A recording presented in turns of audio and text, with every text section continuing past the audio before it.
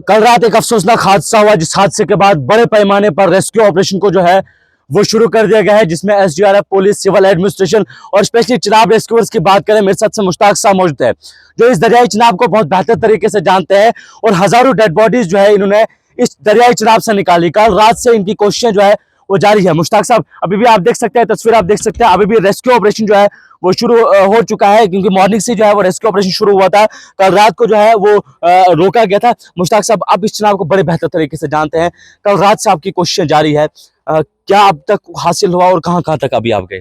देखिए, कल जो ही हमें खबर आई कि ये बच्चे दो दरियाई चिनाब में गए, हम उसी वक्त यहाँ पहुँचे।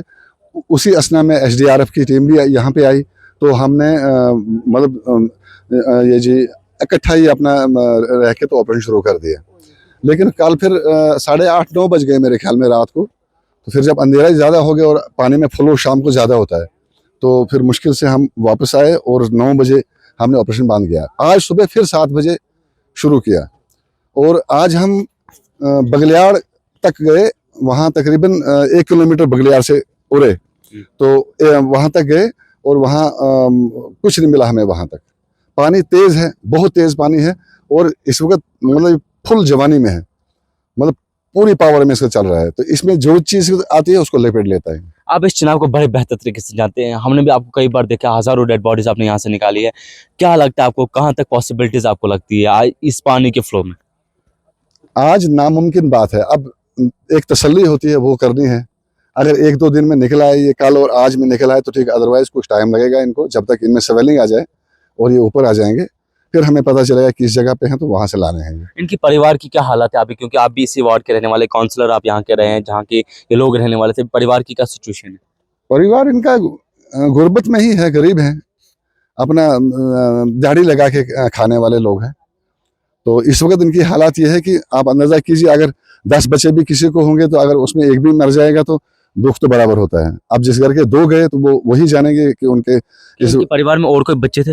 हाँ, अभी 3 बच्चे हैं उनके, 5 लड़के थे।